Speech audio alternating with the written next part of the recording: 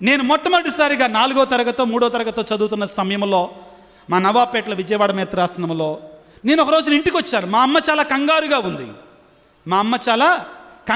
మొట్టమొదటిసారి అంతోని గారి పేరు విన్నది అప్పుడే. నేను ఒక 6-7 సంవత్సరాల వయసులో ఉన్నప్పుడు రాగానే మా అమ్మ కంగారుగా ఉండి నన్ను అన్నది, చిన్నోడా రా, మోకాళ్ళ నుంచి, ఇంట్లో చిన్నోడిని కాబట్టి, చిన్నోడా రా, మోకాళ్ళ మీద ప్రార్థన చేద్దాం. సరే ప్రార్థన చేద్దాం, అంతోని గారి ప్రార్థన చెయ్యయ్యా అన్నది. ఎవరికంట? ఏంటమ్మా ఏమైందంటే బీరువాతాళ్ళు కనపడతలేదురా అన్నది. జరిగిన వాస్తవం చెప్తున్నానండి, సిగ్గుపడకుండా. ఆశ్చర్యం ఏంటంటే మా అమ్మ ఆమె పద్ధతిలో ప్రార్థన చేసింది. నేను మోహాల మీద ఉన్నాను, మోహాల మీద ఉంటూ ఊరుకోదు కదా, సో నేను కూడా మోహాల మీద ఉన్నాను. ఆశ్చర్యం ఏంటంటే ఆమె ప్రార్థన అయిపోతుందో లేదా గుర్తొచ్చింది, తాళం అక్కడ పెట్టాను అని చెప్పింది. అవునండి, నాకు మొట్టమొదటిసారిగా అంతోని గారి పేరు విన్నది ఇప్పుడేనండి. నిజంగా చెప్తున్నాను, సాక్ష్యంగా ప్రియులారా.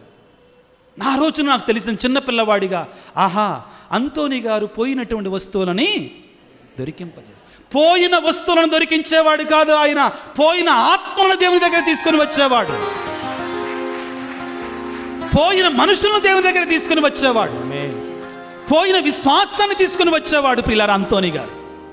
దేవుడు ఆయనకి ఆ వరాన్ని ఎందుకు ఇచ్చాడంటే ఆయనకి దేవుని యొక్క వాక్యం మీద ఉన్నటువంటి ఆ ఆసక్తి అంతగా ఉండేది ప్రియులారా, ఆ ప్రేమ, ఆ తపన అంతగా ఉండేది ప్రియులకు దేవుని బిడ్డలారా.